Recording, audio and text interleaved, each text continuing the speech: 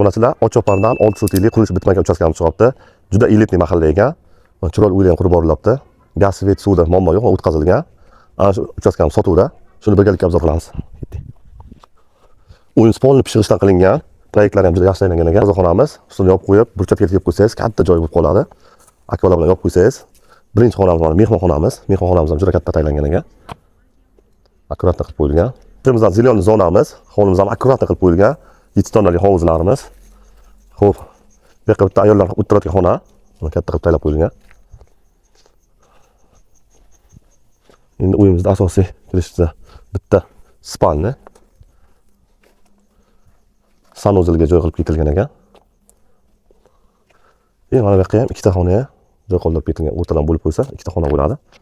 Bu tarafimizga oshxona, mana oshxona joy ataplarga o'tkazib qo'yilgan.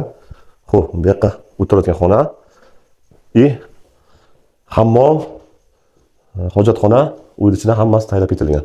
Bu esa hovlimizda bemalol yashab turib, qurilishni davom etib ketaversangiz bo'ladi, o'ziga moslashtirib, narxini startida 41 ming so'ralyapti.